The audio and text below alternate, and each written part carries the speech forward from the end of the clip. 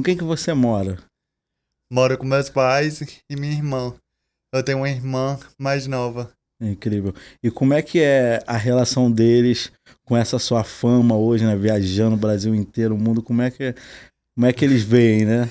Eu brinco que famoso ou famosa é a Anitta. Eu É, sou, com certeza. eu sou, sou conhecido e olhe lá. Mas desde o início eles demonstraram apoio, sabe? Me incentivaram. Nunca foi algo que, Ivan, não tenta ir pra internet. Muito pelo contrário. Se você quer ir, vai. Incrível. E é muito importante, principalmente pra gente que cria conteúdo, ter essa base familiar para depois conquistar as outras bases e construir nossa própria rede de apoio. Mas quando a gente pensa a pessoa Ivan, você tem algum processo de autocuidado, alguma rotina assim, de cuidado do corpo, de si próprio, da mente? Conta pra nós seu segredo. Sem sombra de dúvidas, tá? A gente que trabalha na internet deve estar a todo momento cuidando da nossa saúde mental, para que a gente não caia nessas ondas de hater, né? De discursos de ódio.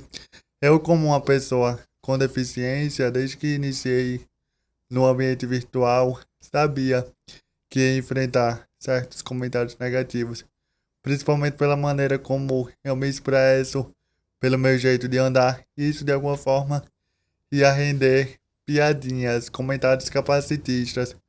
Mas a partir do momento que eu me cuido, porque autocuidado é muito além de skincare, Sim. né? É preservar também a saúde mental, saber filtrar os julgamentos que eu irei receber, valorizar críticas construtivas, se bem que eu não gosto muito desse termo, crítica construtiva, mas valorizar os apoios que eu venho recebendo.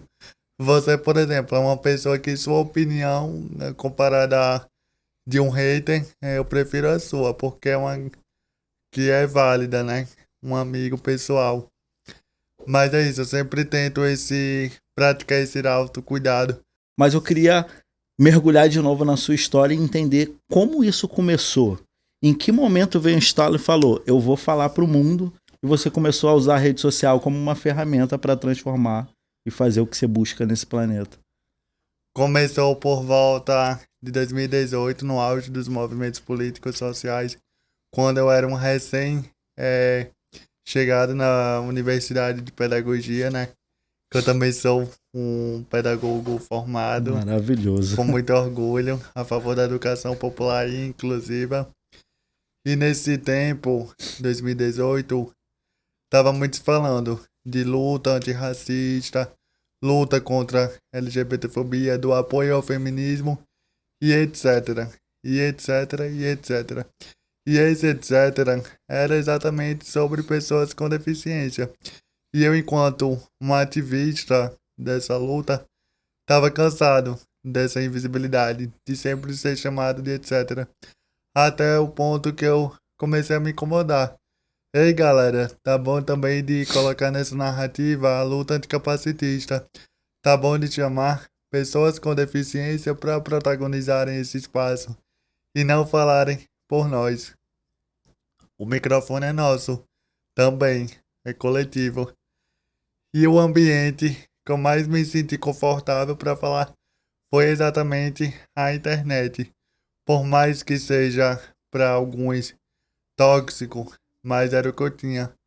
Até porque, para as pessoas com deficiência saírem das suas casas, já enfrentam uma barreira pela falta de acessibilidade. Então, a maioria delas optam pela internet para reivindicar, para lutar pelos seus direitos.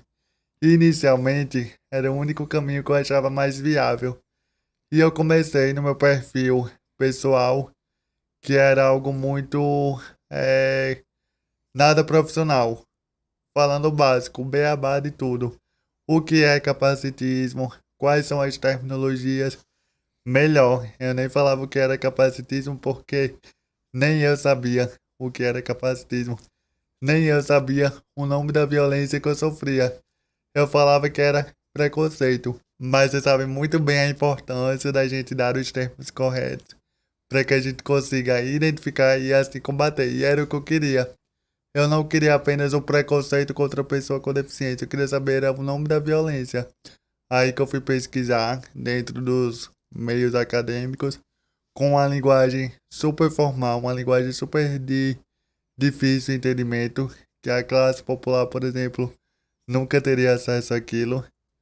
E descobri, através de uma pessoa sem deficiência, que o que era capacitismo, um preconceito que eu sofri a minha vida toda.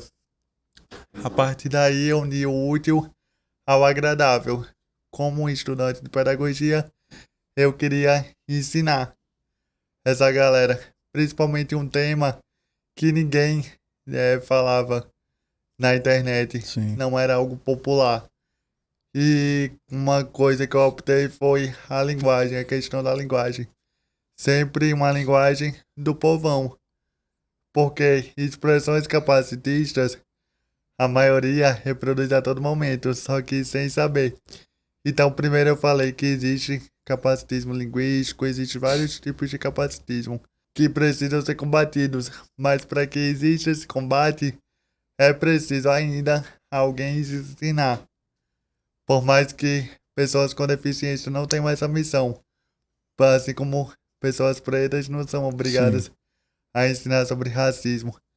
Mas eu me coloquei nesse lugar e virei uma espécie de influenciador da inclusão. Maravilhoso. Sabe, sempre tá dando toque na galera e convidando essa galera, principalmente pessoas sem deficiência, a se tornarem aliadas e aliadas. Como é que você se sente, mano, sabendo que um monte de gente, né, que até então não se via representada como você no passado, e hoje olha e fala, pô, esse cara é uma voz junto comigo, eu quero tentar de novo, eu quero me posicionar, agora eu entendo qual é a minha realidade, eu quero falar sobre isso. Qual é a sensação? É uma parada muito inédita, porque eu sempre fui a pessoa que se escondia. A Nossa, pessoa que não recebia afeto, carinho e atenção. E hoje em dia, por fazer algo que eu gosto, que eu tenho prazer, eu sou reconhecido. As pessoas me agradecem por isso. Mas eu não entendo por quê. Sabe? Eu faço porque eu gosto. E recebo de todo o coração esse amor, que amor nunca é demais. Melhor do que receber ódio. E ao mesmo tempo tento conciliar essa responsabilidade social de transmitir um conteúdo que é educativo, mas ao mesmo tempo gera mudanças na sociedade. A gente consegue mover estruturas a partir do nosso discurso, que precisa ir além do discurso. Não adianta só o Ivan falar e não colocar em prática. é com muita humildade, mas Sim, também com com muito. cabeça erguida, né? Mas olha, esse negócio que você falou de humildade, é preciso também reconhecer as nossas Com potencialidades. certeza. Porque na maioria das vezes nós não somos ensinados a aceitar nossas conquistas. Sabe, sempre tá duvidando dos nossos feitos e só valorizar as derrotas. E não, então quando eu falo isso, não é um discurso prepotente, é muito pelo contrário. É para valorizar nosso corre, nossas lutas e principalmente as conquistas. Porque militante não vive só de luta. Exatamente, né? Meu, disputar a narrativa Hum. sobre nós também inspira e transforma, né? O todo. Exato. É incrível.